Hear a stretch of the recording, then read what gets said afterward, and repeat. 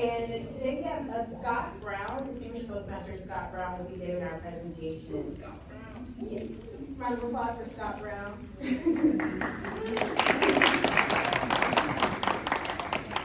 Today, you are going to hear how every club officer position is the most important role in the club.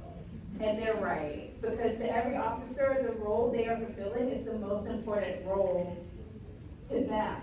However, only one club officer's role is responsible for coordinating the officers, the members, and Toastmasters International into one aligned team, and that person is the club president.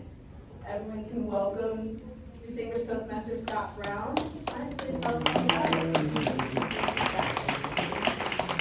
Christina. Fantastic. First time introducing folks here. Welcome. How's everyone doing today? Good. How are you? Fantastic. Welcome to Club President Training. Welcome to Toastmaster Saturday. How many of you love Toastmaster Saturday? Yay! Why do we love Toastmaster Saturday? Is it because you have to be here? Nope. It's because you get to be here. Exactly. And the reason we get to be here is because we've all made this choice that we're going to invest not just in ourselves, we're going to invest in others to walk with them to help folks get from where they are to where they're trying to get to.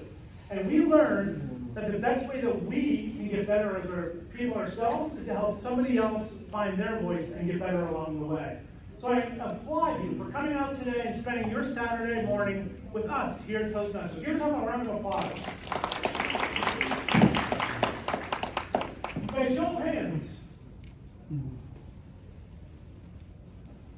Show of hands. How many of you volunteered to be club president? How many of you were voluntold to be club president? There's the laughter. It happens out there, right? It absolutely happens out there. I was club president the first time in 2013-14 in Orlando, Florida, my club, Altamont Articulators. When my year was ending, we elected a new club president. And I remember handing off a gavel to the new club president. I went and sat down and went, whew, done. And she stood up and said, I have some news for everybody. I am moving to the beach. But I wanted to put on my LinkedIn profile that I was elected as club president. But I'm leaving tomorrow. So here's the gavel back. I wish you all the best of luck. And out the door she went. We've never seen Kathy ever again. I sat there with this look on my face. Had no idea. I'd only been a Toastmaster for 6 months when I got voluntold to be club president the first time. I had no idea what I was doing. So someone said, okay, I guess we have to elect a new club president. Who wants to be club president? And my best friend in the club, still one of my best friends today, Jeremy Udell, stood up and said, you should be club president again. And not only was I voluntold once to be club president, they re-elected me to be club president. So I understand that not every time that we take this journey is it of our own volition. But, that experience set me off on a course of discovery and development that I would have never had otherwise. See, the time when I was first elected club president, I had just lost my job. I was one of those corporate American vagabonds that traveled the country, job to job, role to role. And it was right after the great housing market crash, and I worked for IKEA at the time. I was in charge of opening all new stores. What happens when you no longer open new stores to the person who's in charge of opening new stores? Someone says, I'm going to give you the greatest gift anybody could ever give. I'm going to give you the gift of time. That's how I got fired. And in that moment I realized I spent my whole life wrapped up in what I did and had no idea who I was.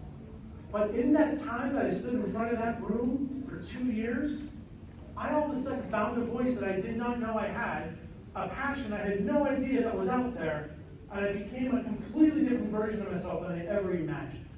So maybe you didn't elect to be club president, that you were elected to be club president, but this can be that turning point to doing something and finding a voice that you never thought was out there before.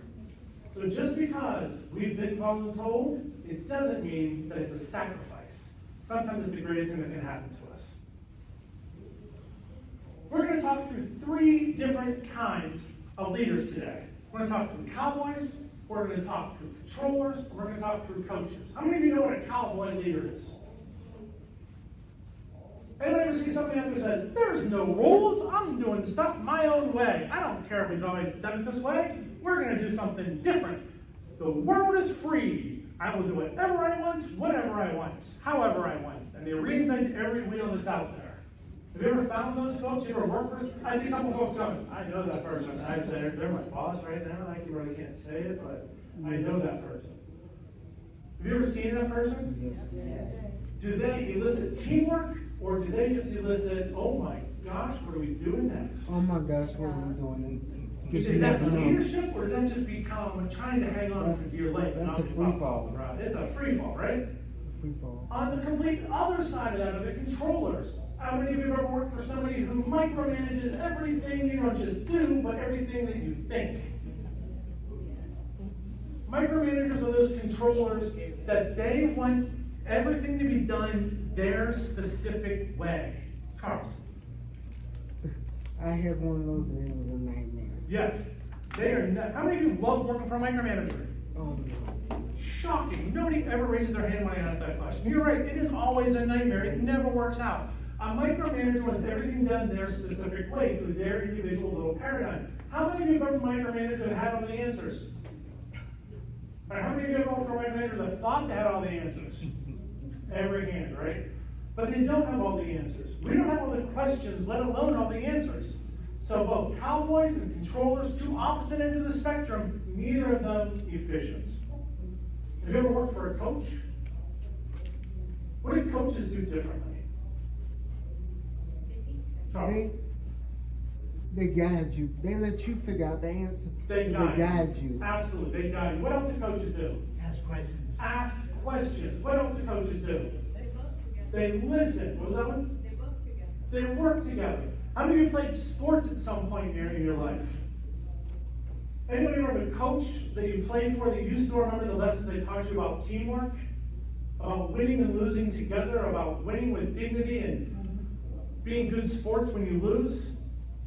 Coaches change cultures. Coaches change cultures. Because they help you see not just what you can see through your own eyes, they help you see the world through everyone's eyes and see the bigger picture. They help you see the forest through the trees. Coaches bring out the best in everybody. Cowboys don't even know if there's anybody behind them. And controllers don't want anybody to think freely. Coaches bring the best out of all of us. The job of a club president isn't to be a cowboy, it isn't to be a controller, it's to be a coach. You're the one guiding over the storm. You're the one guiding the ship through the storm, and it's through your leadership that they get to where they want to go.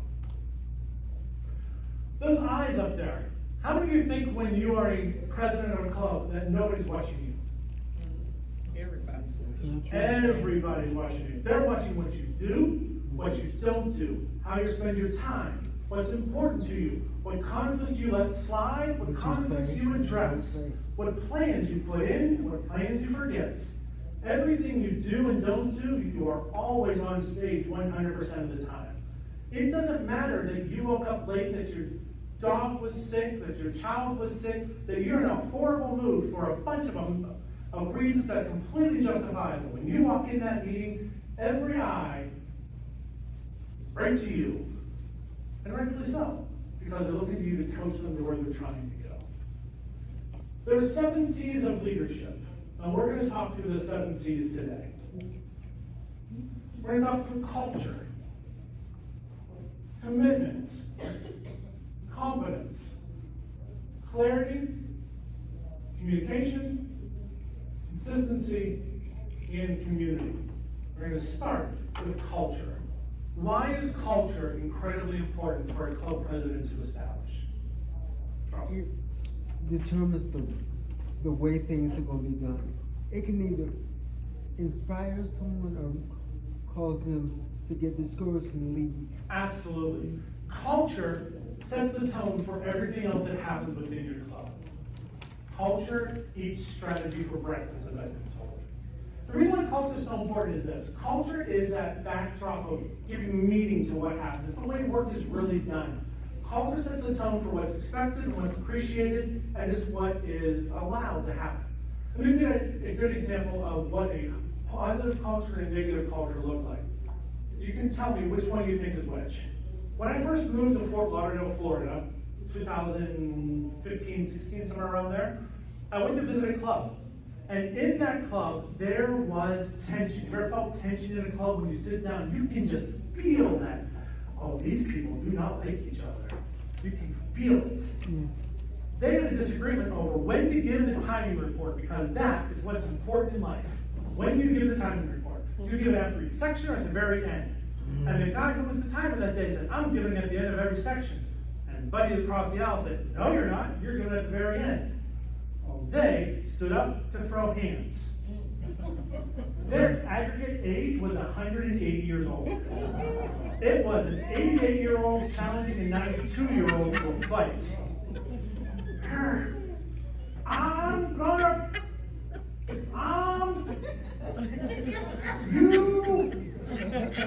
It took 20 minutes to get across this aisle.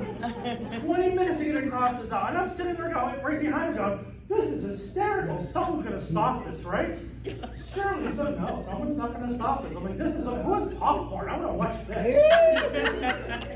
That was the culture. It was okay to do that.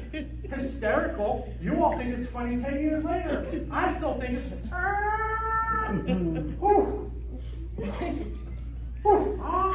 they were winded. It was rough. That was the culture. That was the culture. You think I went back to that club? No. Wrong. I went back because I wanted to see them finish the fight. But I didn't join the club. But I was interested. I knew they were still going. That's the culture. That's the power of culture. Second example, Orlando, Florida. My club in Orlando, Florida. I first competed, I was voluntold to go to the evaluation contest after I'd been a club member for 3 months. It went like this.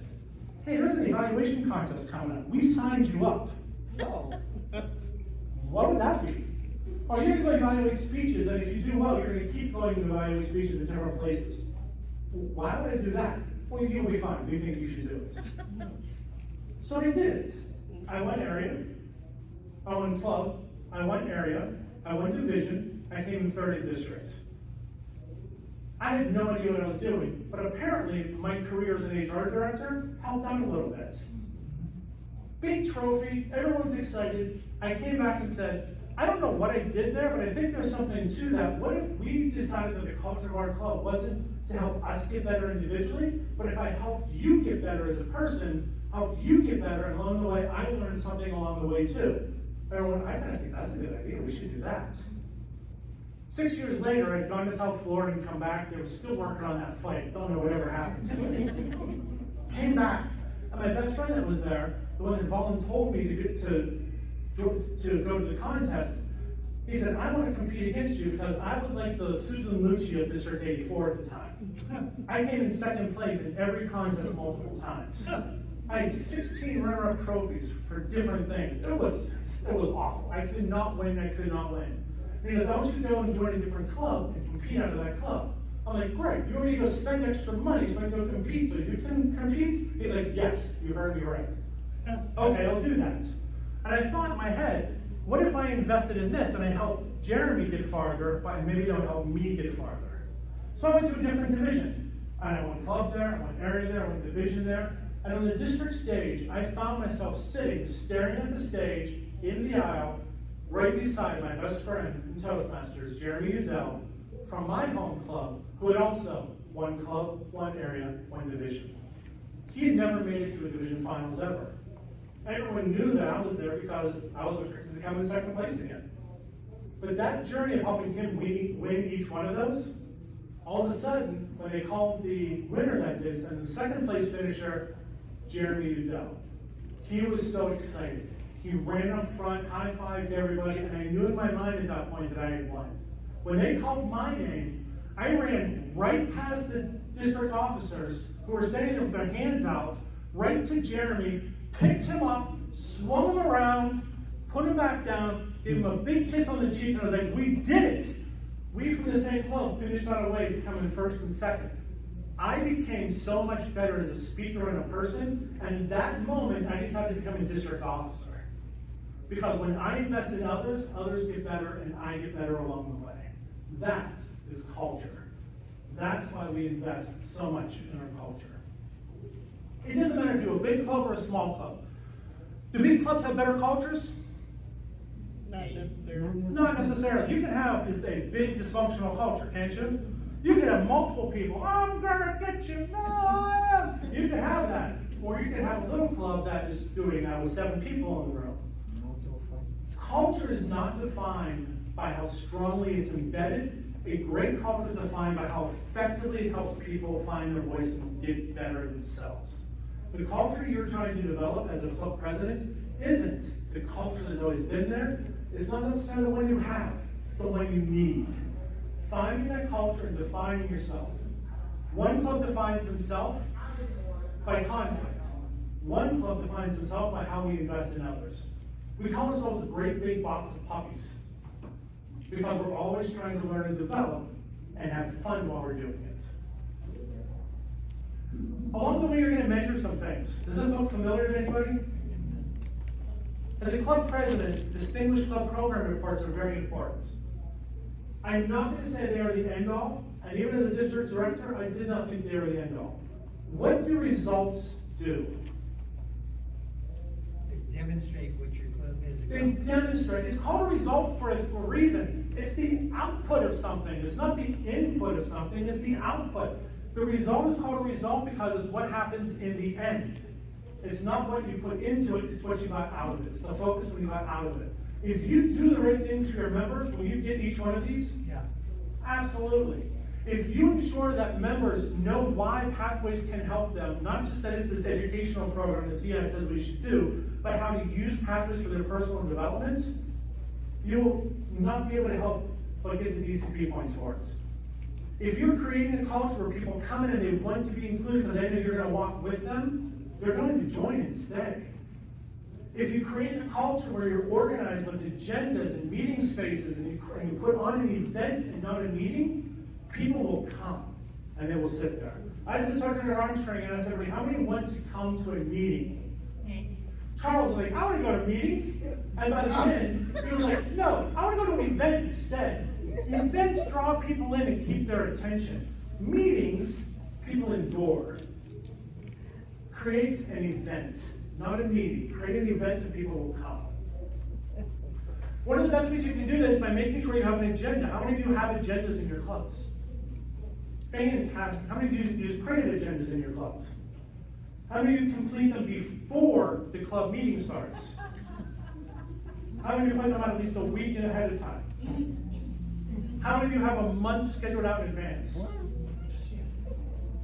I've been a VPE almost every term since 2015, just about every year. I've done month and ahead of time meeting schedules for everybody. The reason I do that is very simple. How many of you form your life around Toastmasters? Okay. How many of you have a life that can easily be transformed around Toastmasters as opposed to being the only thing you do? Douglas is like, I'm just doing Toastmasters. There's nothing else I do. If you put something on a month ahead of time and you say, you're going to be a speaker on the 3rd of next month, what does that give you time to do? Plan. You can write a speech, you can find a project, and you can make sure that your schedule allows you to be there. You can have a conversation with the evaluator so that you're on the same page to why you're giving that speech. It creates a completely different environment. So if you're not doing agendas ahead of time, what you're really doing is you're asking people, please, we want you to focus more of your energy on Toastmasters as opposed to allowing Toastmasters to focus the energy you get from it onto the world. That planning, how you create that environment, matters tremendously as a club president. It's the epitome of making sure that your people feel like they're the most important reason why you're there, and that Toastmasters International is just the vehicle for their development.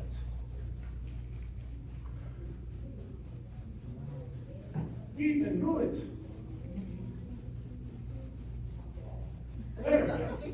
Commitment. How many of you seen club presidents that get elected and then move to the beach? That's just me, sorry.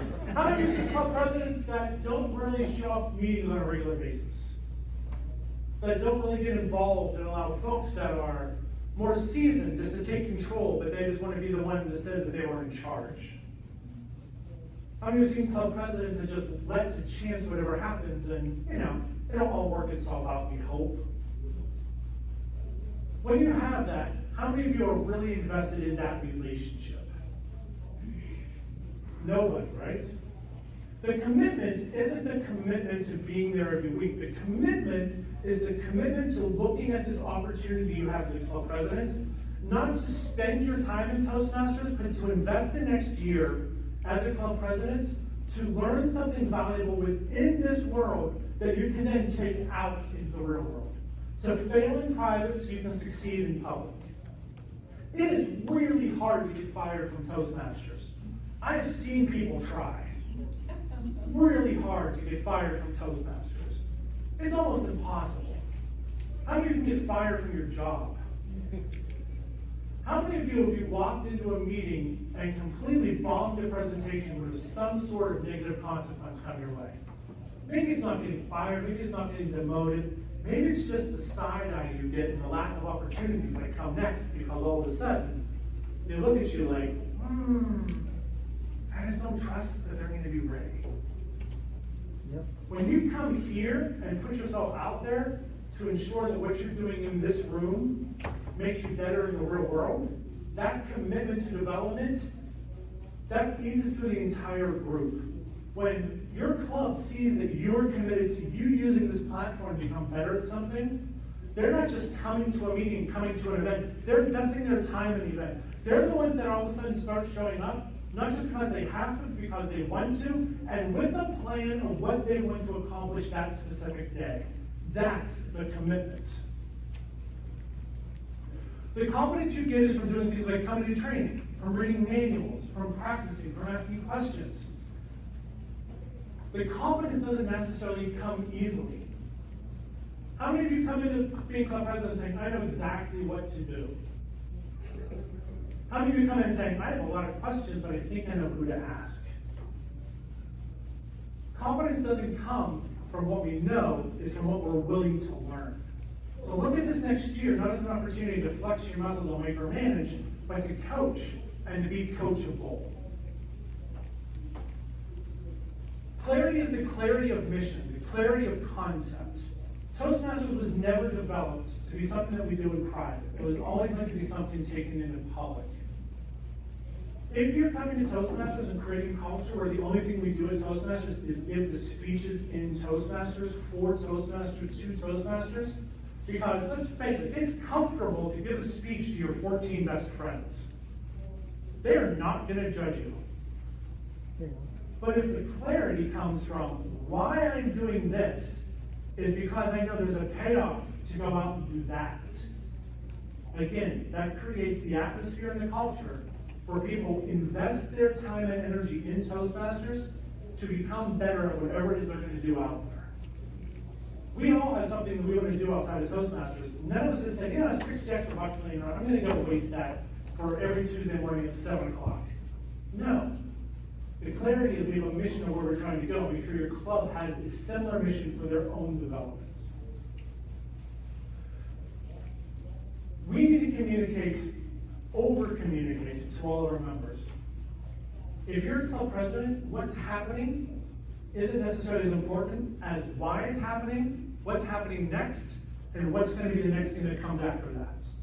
Communicate so that folks don't just know when the next meeting is, who's speaking, but why you should attend. What are you going to learn? What's the investment? What's the opportunity you have to invest yourself to do something different? Communicate often and frequently. Send emails out every single week to get people invested. Anybody here have members in clubs that don't show up anymore? Yes. That were there and were extremely excited, and one day they didn't come. And that one day turned into 1 month, and one renewal period, and wonder if they're even still around. Use those connection opportunities that we have, those email opportunities, those text opportunities, bring them back into the loop. When we talked about open houses, remember we talked about open houses earlier? My club in Florida, the Box of Puppies, we don't have open houses. We have homecomings. We throw a homecoming event once a year, and it sounds just like what you think it is. It's pomp and circumstance, and we bring back all of the members that used to be members that have walked away for whatever reason. We're a hybrid club, so we have the opportunity to get folks in person and online. Create that celebration of an event to say, oh, I want to come back. So it's not just about what you do here, but that communication extends outward. Create opportunities for folks to communicate with each other outside of Toastmasters, not just inside of Toastmasters. Do what you're saying and say what you're going to do. Don't allow things to fall through the cracks. Be consistent in your application and in your message. Don't stand up front and say, I want you to build a great culture, and then walk into your club and destroy the one that you have. Be consistent. If you're going to say something, do it, and repeat the same message. I have closed every meeting. I've been president of that club in Florida now for the past 2 years again, since COVID. And I closed every meeting with this. Toastmasters was never meant to be done in private, it was meant to be done in public. I take the opportunity to fail here, to flourish there, and help you get promoted, so we don't get to see you again. We've lost 20 members over the last couple of years because they got promoted. That's not a failure on our part. That's what we're for. They're still Toastmasters, just not with us anymore. That's the clarity and the consistency. And build a community. This right here is your opportunity to connect with like-minded folks that come together because they're invested not just in themselves, but in others. Imagine if we extended this community not just what we have in this room, what we have at a meeting like this or a conference, but all of a sudden all 46 of our clubs were completely connected in a way that we weren't 46 clubs anymore, but we were 60 clubs, 70 clubs, 100 clubs, and we all of a sudden were sustainable so that we wouldn't be thinking about connecting with a different district. That connection, that community, I'm still friends with my Toastmaster friends in South Florida, in Orlando, in Indiana. They're part of my family, the friends that I choose to be family. Let that type of connection build with you so that as your club president, you connect with all these other club presidents doing the same thing that you're going to do. When you have a question, who are you going to ask? It's not Ghostbusters. It's the friend you met here. Build that community. Someone's like, oh, I won't have to know that reference. The buck's always going to stop with you. Whatever happens that's good, it's your credit. Whatever happens that's bad, it's your fault. Your reaction to it is what matters. Don't take all of the credit if you're not going to then take all of the blame. When somebody says, that was amazing, say, thank you. I owe it to my team. I owe it to my club. I owe it to my friends. When something goes wrong, say, it wasn't their fault. I could have done better. I'll work to make sure that doesn't happen again. When you're a leader that stands up in front and takes the credit for things, all of a sudden it becomes disingenuous. You're no longer a leader, you're just somebody out for power and for prestige. Presidents don't have power. The key of a president is that you preside. As you preside, what you're doing is you're building the culture, the climate, the community, so that everybody has a voice, everybody has an opportunity. Allow the buck to stop with you, and just remember, you can't get fired, but you can learn. And if you make mistakes here that you won't make out there, maybe it's time that you get promoted, and we get to see you on a bigger stage somewhere, not as a member of your club here, but as a member of a bigger club somewhere else. There's a lot that happens as a club president. I've been around since 2012. I serve as either a VP or a club president in multiple clubs every year. That's my real phone number up there. That's my real email up there. When you get stuck, call me. When you get stuck, text me. When you get stuck, email me. And as you go forward, remember this. Whatever you do inside Toastmasters, let it resonate to what you can do outside of Toastmasters. So this community becomes your gateway to whatever it is you're supposed to do. Are there questions we can answer for you? Comment you made about accepting the responsibility when things go well and taking responsibility when things go bad was the byword for Coach Bear Bryant for Alabama. At the team did well, he said it's a great team, the greatest team I've ever had. Things messed up, he said, I got a lot to do to make this team better. Very true. Very true. Questions, comments, anything online? You can ask the folks online to come off, mic. Anyone online, you can unmute and ask a question if you have that.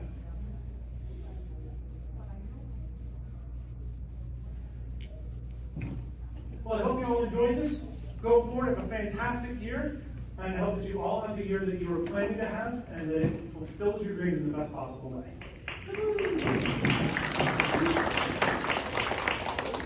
If you ordered a lunch, they are downstairs, go get them, come back up here. If you did not order lunch, we still got stacks from breakfast, from the networking this morning, grab you some stuff, come back in here.